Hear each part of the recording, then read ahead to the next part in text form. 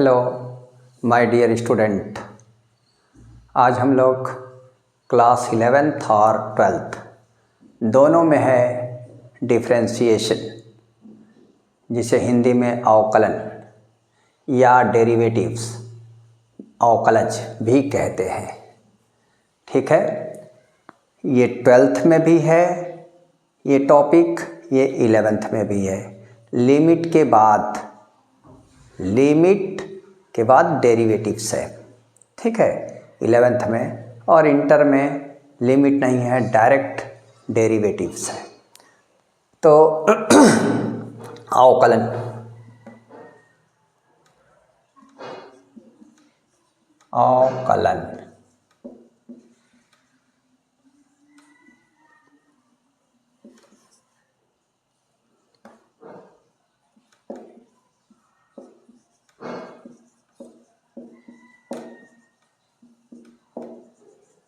Differentiation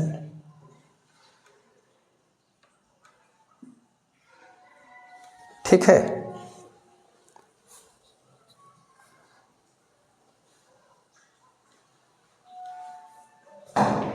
differentiation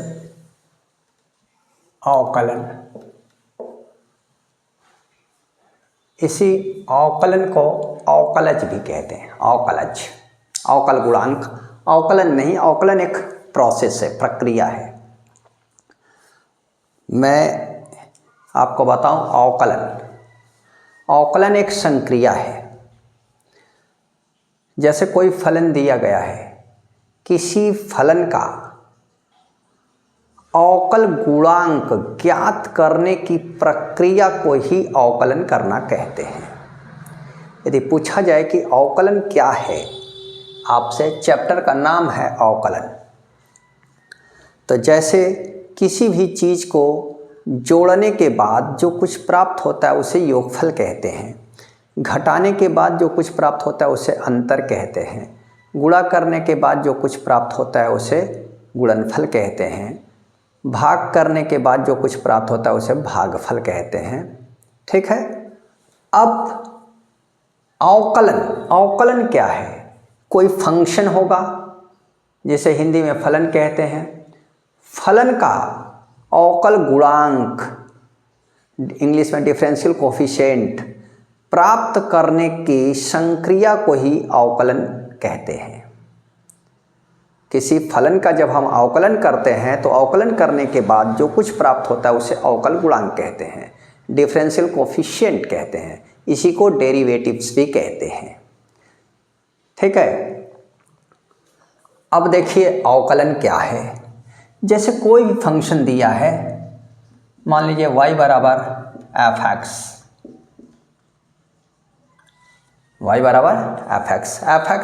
is a function. अब y क्या है? y भी फलन है। y बराबर fx एक फलन है और y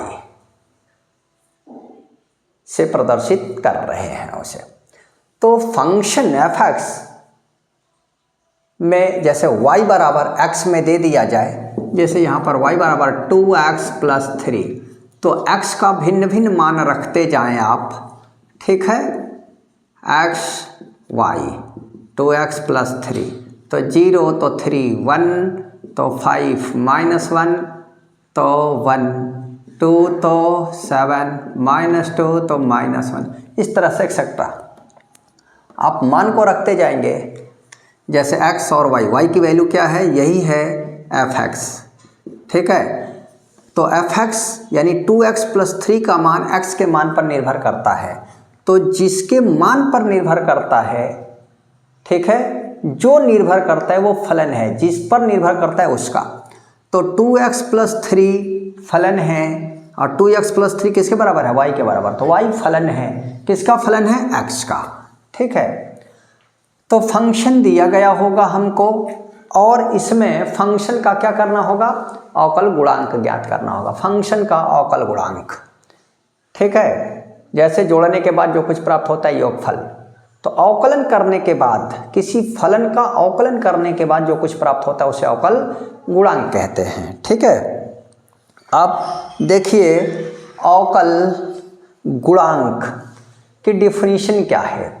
तो ये कह सकते हैं आप, जैसे limit delta X tends to 0 delta Y upon delta X. अब यहाँ पर डेल्टा वाई क्या है और डेल्टा एक्स क्या है? डेल्टा वाई एक इंक्रीजमेंट है जिसे वृद्धि कहते हैं, और डेल्टा एक्स भी क्या है? एक वृद्धि है। अब जैसे कोई फंक्शन दे दिया है, ठीक है, तो इसमें चर x का मान हम x1 से बढ़ा करके x2 करते हैं। जैसे x1 x का मान x1 से बढ़ा करके x2 करते हैं, ठीक है। तो इसके मान में परिवर्तन हुआ, क्या हुआ? अब x2 माइनस x1, पहले x1 है, बाद में इसका मान x2 रख दिया गया, तो परिवर्तन कितना हो गया? x2 minus x1। अंतिम वैल्यू में से प्रारंभिक वैल्यू को घटा देते हैं, और घटाने के बाद जो कुछ प्राप्त होता है वो क्या कहलाता है? परिवर्तन, चेंजिंग। अब वो जो परिवर्तन होता है वो दो प्रकार का होता है, एक बढ़ता है और दूसरा घटता है। बढ़ने को वृद्धि कहते हैं, इंक्रीजमेंट। अब यूं कह सकते हैं कि इंक्रीजमेंट जो परिवर्तन है वो दो प्रकार का, पॉजिटिव और निगेटिव, ठीक है। जब x2 बड़ा होगा x1 से तो उस समय इंक्रीजमेंट क्या होगा? पॉजिटिव, और जब x2 छोटा हो जाएगा x1 से तो इंक्रीजमेंट क्या हो जाएगा? निगेटिव हो जाएगा। क्लियर है? तो अब देखिए कि x में जो ये परिवर्तन हो रहा है x2 माइनस x1, इसी को क्या माना जा रहा है? Delta x।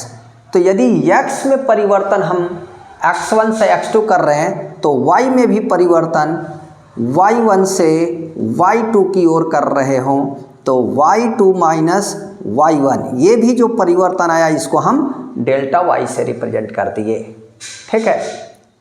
क्लियर है? तो यानी कि x के मान में परिवर्तन करने पर, x के मान में ये जो परिवर्तन कर रहे हैं, मान लो 1 से 2 हो गया तो इसका मान y का 5 से 7 हो गया। तो x के मान में परिवर्तन कितना हुआ?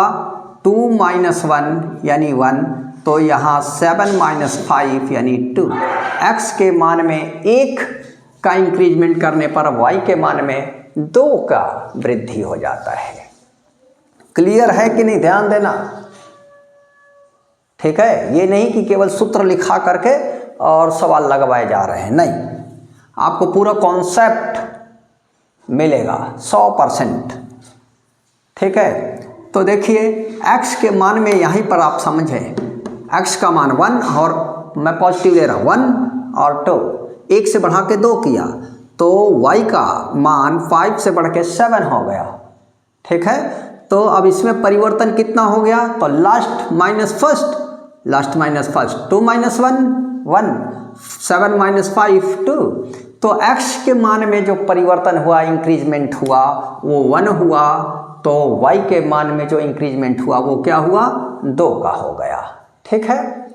तो अब x में जो परिवर्तन हो रहा है उसको किससे दिखाया जा रहा है? डेल्टा x से। जो y में परिवर्तन हुआ उसे किससे दिखाया जा रहा है? डेल्टा y से, ठीक है। और इसका मतलब ये कभी न समझें डेल्टा x का मतलब डेल्टा गुणे x होता है ना, यह परिवर्तन को रिप्रेजेंट, इंक्रीजमेंट, x में जो पूरा परिवर्तन कितना हुआ ये 1, उसको दिखाता है डेल्टा x। इसका मतलब है कि डेल्टा गुणे x नहीं है, डेल्टा x इंक्रीजमेंट को, x में इंक्रीजमेंट कितना हुआ है इसको रिप्रेजेंट करता है, और ये डेल्टा y में परिवर्तन कितना हुआ है उसको रिप्रेजेंट करता है, ठीक है। तो किसी फलन का अवकल गुणांक, ठीक है, उस फलन और स्वतंत्र चर राशि के मान में, स्वतंत्र चर राशि के वृद्धियों के अनुपात, वृद्धियों में अनुपात, जैसे x में वृद्धि डेल्टा x इंक्रीजमेंट, y में वृद्धि डेल्टा y, ठीक है। तो फलन और चर राशियों के वृद्धियों का अनुपात, फलन यानी ऐसे कह दें कि स्वतंत्र और परतंत्र, ये देखिए y क्या है, परतंत्र चर है जिसको इंग्लिश में डिपेंडेंट वेरिएबल कहते हैं, x क्या है, स्वतंत्र वेरिएबल है, ठीक है। परतंत्र चर और स्वतंत्र चर की जो वृद्धि है उनका जो अनुपात है, जबकि delta x tends to 0। Clear?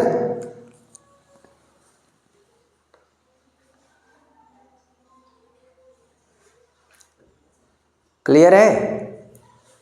देखो अब यहां पर हम आपको दिखाते हैं डेल्टा y परतंत्र चर y है जिसको डिपेंडेंट वेरिएबल कहते हैं, और स्वतंत्र चर क्या है, x है जिसको डेल्टा x, और y में वृद्धि डेल्टा y और x में वृद्धि डेल्टा x का अनुपात, जबकि डेल्टा x टेंड्स टू 0, यानी कि x में वृद्धि डेल्टा x, y में वृद्धि डेल्टा y। तो डेल्टा y और डेल्टा x के अनुपात का लिमिटिंग वैल्यू है, सीमांत मान है, लिमिट LIM शॉर्ट में लिखा गया, सीमा पढ़े होंगे 11th में, ठीक है। इसीलिए मैंने बताया कि ये क्लास 11th और 12th, class 11th and 12th, ये दोनों के लिए, ठीक है। यहाँ तक हम समझ रहे हैं फलन वगैरह के बारे में। x का मान x1 से x2 की ओर बढ़ा, x1 से x2 हुआ तो वृद्धि कितना हुआ, x2 माइनस x1, अंतिम वैल्यू में से प्रारंभिक वैल्यू को घटा दिया, और इसी डे को क्या किसे डिनोट किया गया, डेल्टा x से, और y का मान y1 से बढ़ करके y2 की ओर गया तो इसमें इंक्रीजमेंट कितना हुआ, y2 माइनस y1, इसको डेल्टा y से। तो डेल्टा y और डेल्टा x का अनुपात, जबकि डेल्टा x टेंड्स टू 0, यानी कि इसको अपनी भाषा में आप कहो तो डेल्टा y और डेल्टा x का अनुपात के सीमांत मान, डेल्टा y और डेल्टा x, यानी y में वृद्धि और x में वृद्धि के अनुपात के सीमांत मान को अवकल गुणांक कहते हैं। क्लियर है? किसी फलन में वृद्धि डेल्टा y और स्वतंत्र चर में वृद्धि डेल्टा x, वृद्धियों का अनुपात का सीमांत मान, लिमिटिंग वैल्यू इंग्लिश में, ठीक है। फलन के मान में वृद्धि और स्वतंत्र चर में वृद्धि का अनुपात, वृद्धि के अनुपात के सीमित लिमिटिंग वैल्यू को अवकल गुणांक कहते हैं। फिर से एक बार सुने, फलन y में वृद्धि डेल्टा y, चर राशि x में वृद्धि डेल्टा x के अनुपात के सीमांत मान को फलन का अवकल गुणांक कहते हैं, ठीक है बेटा? क्लियर है? और इसी को इस तरह से भी लिख दिया जाता है, limit h tends to 0 f(x) plus h minus f(x) upon h, ठीक है। अब देखो यहाँ पर इस झंझट से डेल्टा x डेल्टा y से बचने के लिए ये दिया गया। अब इससे भी बचने के लिए एक शॉर्ट वैल्यू दी गई, सिंबल दिया गया dy dx,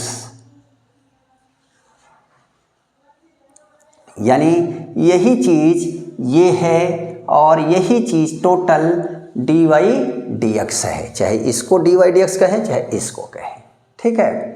और यही dy dx क्या है, अवकल गुणांक कहलाता है। क्या कहलाता है? अवकल गुणांक। अवकल गुणांक को ही डेरिवेटिव्स हिंदी में अवकलज कहते हैं। क्लियर है, समझा कि नहीं। और इसी dy dx को अन्य तरीकों से भी इसको या f डैश x से भी प्रदर्शित करते हैं अवकल गुणांक को, या y डैश से भी दिखाते हैं, या y1 से भी दिखाते हैं, आगे dy से भी दिखाते हैं, आदि बहुत सारे तरीके से प्रदर्शित करते हैं। ठीक है, तो अब dy dx यहाँ पर जैसे मैंने आपको बताया था कि डेल्टा x का मतलब डेल्टा गुणे x नहीं होता, ये दोनों को अलग नहीं कर सकते। ठीक है, ये एक ही में है dx, यानी x में परिवर्तन को, वृद्धि को डेल्टा x से, x में वृद्धि डेल्टा x है और y में वृद्धि डेल्टा y है। क्लियर। तो अवकल गुणांक क्या है? y में वृद्धि डेल्टा y और x में वृद्धि डेल्टा x के अनुपात के लिमिटिंग सीमांत मान को, y में वृद्धि डेल्टा y और x में वृद्धि डेल्टा x के अनुपात के सीमांत मान को अवकल गुणांक कहते हैं। क्लियर है। और फिर अवकल गुणांक को dy dx या f डैश x या y डैश या y1 या dy से प्रदर्शित करते हैं। अब देखो यहाँ पर हम आपको बताएं नोट, इतनी बात क्लियर हो गई होगी आप लोगों को।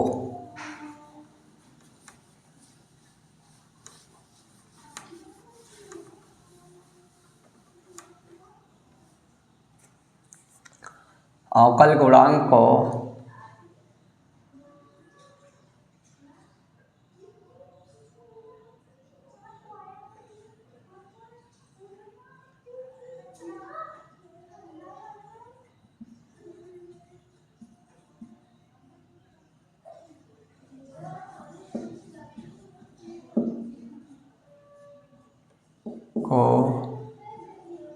dy dx से प्रदर्शित करते हैं। ठीक है, यही हो गया dy dx। dy dx is equal to limit delta x tends to 0 delta y upon delta x is equal to limit h tends to 0 f x plus h minus f x upon h। ठीक है, अब एक बात आप समझो, दोनों में अंतर। dy और dx यह एक भिन्न है, यह एक भिन्न फ्रैक्शन है। डेल्टा y और डेल्टा x को अलग किया जा सकता है, भिन्न है। डेल्टा x और डेल्टा y को अलग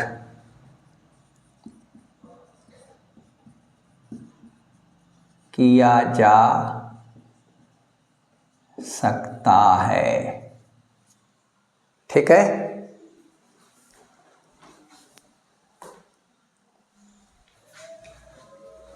ठीक है, जबकि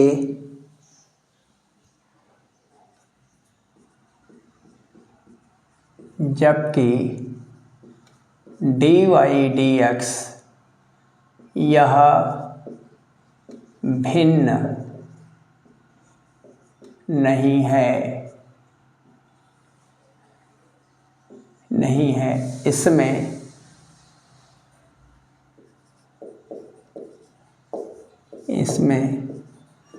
dy dx को कभी भी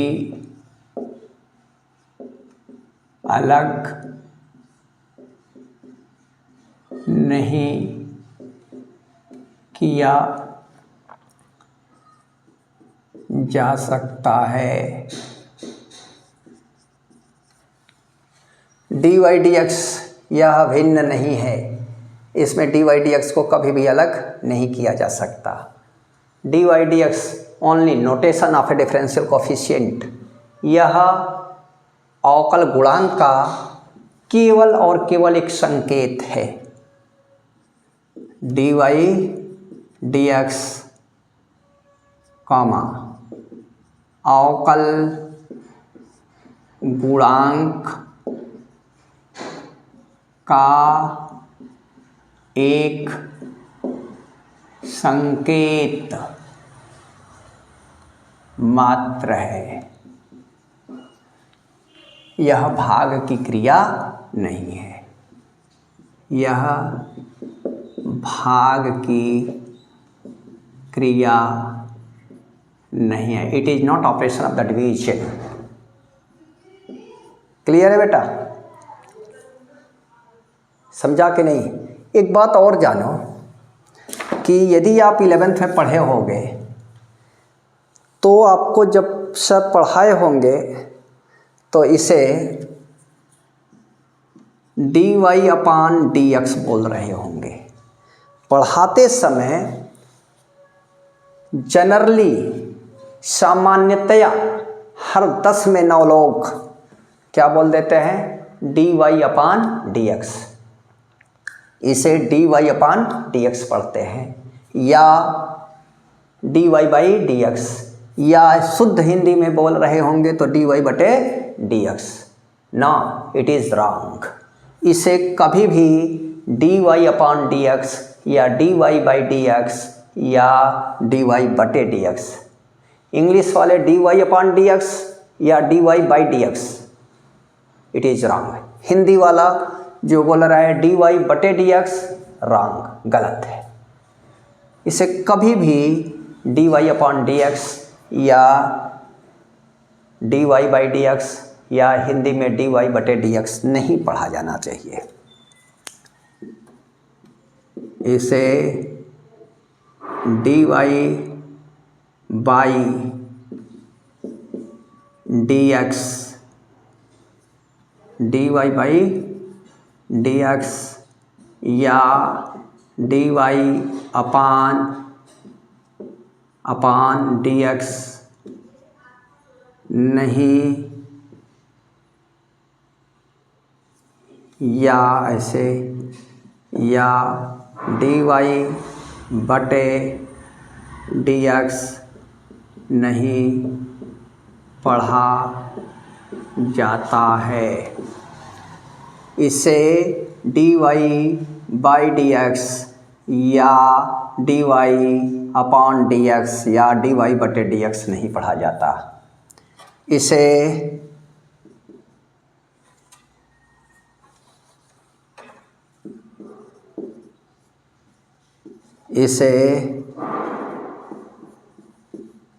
ddx of y, ddx of y पढ़ा जाता है। ddx ऑफ डिडक्स, शॉर्ट में डिडक्स ऑफ y, इसे डिडक्स ऑफ y पढ़ा जाता है। ये भाग की प्रक्रिया नहीं है, ये केवल क्या है? अवकल गुणांक का एक संकेत है, एक सिंबल है। ठीक है कि नहीं है? समझा कि नहीं? इससे अधिक इसका कोई मतलब नहीं है। यह बताता है कि y का, यह प्रदर्शित करता है, y क्या है? फलन है। y का फलन, y का स्वतंत्र चर x के सापेक्ष अवकलन। ठीक है? यानी dy dx, तो इसको ddx ऑफ fx भी लिख देते हैं। ठीक है? क्लियर है? ऐसा भी लिखा जाता है, यानी एफ एक्स क्या है, फंक्शन है। इस फंक्शन का एक्स के सापेक्ष क्या करना है, डिफरेंशिएट करना है। ठीक है, गिवन फंक्शन दिए गए फलन का एक्स के सापेक्ष differentiating with respect to x. Hindi में फलन का एक्स के सापेक्ष अवकलन। Given function differentiating with respect to x, differentiating with respect to x. ठीक है, ये सिर्फ अवकल गुणांक का एक संकेत है, इसलिए यह भाग की प्रक्रिया नहीं है कि आप इसे dy dx, ठीक है, बटे के रूप में पढ़ें। इसे डिडक्स ऑफ y, शुद्ध रूप से यही पढ़ा जाता है। क्या पढ़ा जाता है, डिडक्स ऑफ y, न कि dy बाई dx या dy अपॉन dx। क्लियर है? अब आप समझ लो कि बहुत सारे लोगों को पढ़ने तक भी नहीं आ रहा है ना। आप देखते रहोगे, ठीक है, पढ़े होंगे 11th में जहाँ भी, तो लोग सब फटाफट पढ़ रहे होंगे dy by D x, English में बोलेंगे dy बाई डी एक्स या dy अपन डी एक्स, हिंदी में जो शुद्ध रूप से बोल रहे होंगे dy बटे डी एक्स। अब आप समझो कि इसे शुद्ध रूप से पढ़ते क्या हैं, अवकलन वास्तव में क्या है। मैंने खूब बताया है, कई बार डेफिनेशन को बताया है। ठीक है, तो ये है अवकलन। ठीक है, मैंने आपको ये भी बताया डेल्टा एक्स और डेल्टा वाई एक गुणा है ही नहीं, केवल एक नोटेशन है। डेल्टा एक्स क्या है, एक्स में वृद्धि है, डेल्टा वाई क्या है, वाई में वृद्धि है। ठीक है, अब यहाँ पर डेल्टा वाई और डेल्टा एक्स ये अनुपात है, y में वृद्धि डेल्टा y और x में वृद्धि डेल्टा x के अनुपात के सीमांत मान को अवकलन कहते हैं। अवकलन नहीं, अवकल गुणांक। y में वृद्धि डेल्टा y, x में वृद्धि डेल्टा x के अनुपात के सीमांत मान जबकि डेल्टा x टेंड्स टू 0 को अवकल गुणांक कहते हैं। और अवकल गुणांक प्राप्त करने की संक्रिया को, ऑपरेशन को ही अवकलन करना कहते हैं। क्लियर है? यहाँ तक किसी को कोई दिक्कत हो तो वो पूछे, ठीक है कि नहीं है? वैसे भी कहाँ से पूछोगे, ऑनलाइन हो, ठीक है कि नहीं है? मैं आपके सामने नहीं हूँ, ठीक है, आप मेरा वीडियो देखोगे बेटा, ठीक है। हाँ, आप कमेंट्स कर सकते हो, ठीक है।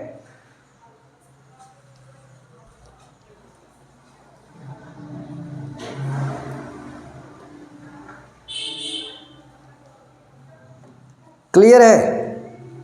कोई आपत्ति? तो यहाँ तक हम समझते हैं अवकलन क्या है, अवकल गुणांक क्या है, क्लियर हो गया होगा। किसी फलन का अवकलन करने के बाद जो कुछ प्राप्त होता है उसे अवकल गुणांक, डिफरेंशियल कोफिशिएंट कहते हैं। और इसी डिफरेंशियल कोफिशिएंट को क्या कहते हैं, डेरिवेटिव्स इंग्लिश में, हिंदी में अवकल गुणांक को अवकलज भी कहते हैं, ठीक है। क्लियर है? कोई आपत्ति? अब अवकलन क्या है? तो अवकलन क्या है भाई? अवकल गुणांक प्राप्त करने की संक्रिया को अवकलन करना कहते हैं। जैसे योगफल है तो योगफल प्राप्त करने की जो क्रिया है वही क्या है, योग की क्रिया है, ऑपरेशन ऑफ द एडिशन, ठीक है, एकदम सेम। तो कमल सर से पढ़ते हो तो पहले आपको यही जान लेना है कि जो चैप्टर है उसका अर्थ क्या है। तो अवकलन, अवकलन क्या है? किसी दिए गए फलन, इसके अंतर्गत हम क्या करते हैं, किसी दिए गए फलन का क्या करते हैं, अवकल गुणांक करते हैं। जो फलन दिया गया उसका अवकल गुणांक ज्ञात करते हैं। तो अवकल गुणांक ज्ञात करने की जो प्रक्रिया है ऑपरेशन है वही क्या है, अवकलन है। और अवकलन करने के बाद जो कुछ प्राप्त होता है वो अवकल गुणांक। अब देखो आपको बता दो, जो बिल्कुल आप नहीं सुने होंगे, किताबों में भी आपको बिल्कुल कहीं नहीं मिलेगा। अवकलन क्या है, इसके अंतर्गत हम करते क्या है। वृद्धि की दर, एक राशि में परिवर्तन करने पर दूसरी राशि में परिवर्तन किस दर से हो रहा है, यही हम अवकलन के अंतर्गत सीखते हैं।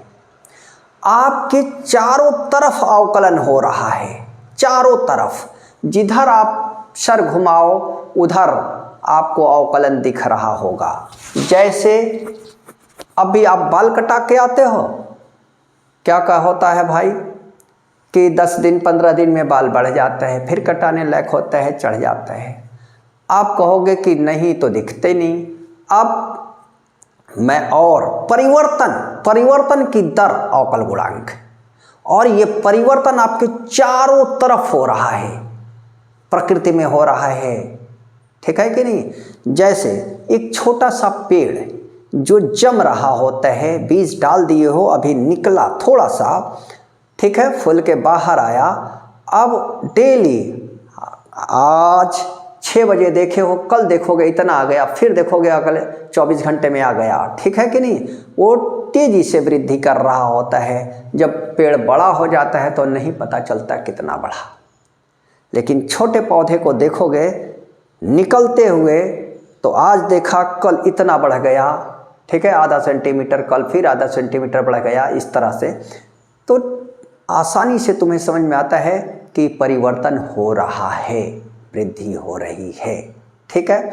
जैसे अभी दाढ़ी को आप शेविंग करो, ठीक है कि नहीं है, और पता लगेगा कि कल फिर चिल्लर की तरह दिखने लगा। ये क्या हो रहा है, परिवर्तन हो रहा है, वो बढ़ रहा है। तो हम अवकलन में क्या करते हैं, परिवर्तन की दर, एक राशि में परिवर्तन करते हैं तो दूसरी राशि में परिवर्तन किस दर से हो रहा है,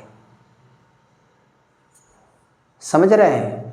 एक राशि में परिवर्तन करने पर दूसरी राशि में परिवर्तन किस दर से हो रहा है, दूसरी राशि भी बदल रही है। जैसे अभी हम दिखाया था पहले, स्ट्रक्चर बना के x के मान को बदल रहे थे तो y का भी मान बदल रहा था।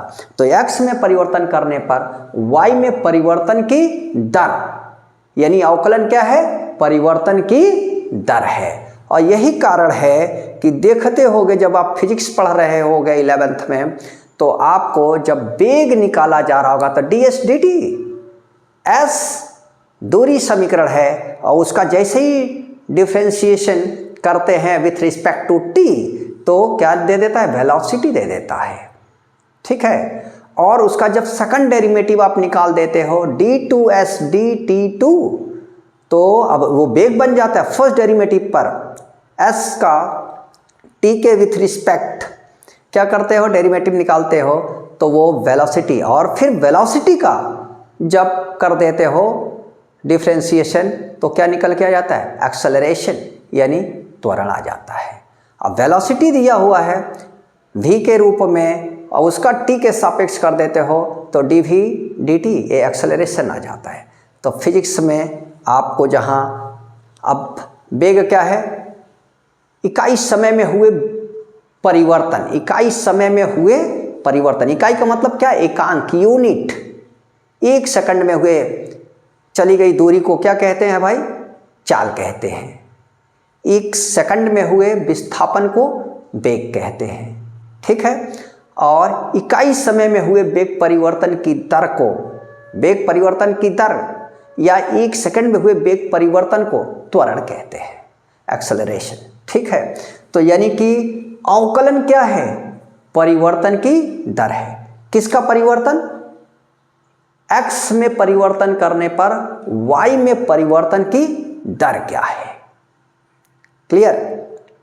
इसलिए यहाँ जो dy dx लिखा हुआ है, y इज फंक्शन, और इस फंक्शन का डिफरेंशिएशन करना है किसके, विथ रिस्पेक्ट टू x। अब जैसे dy dz, तो यहाँ जो भी होगा इसका z के सापेक्ष करोगे, यदि dx dy तो ये फंक्शन हो गया और उसका with respect to differentiating with respect to y।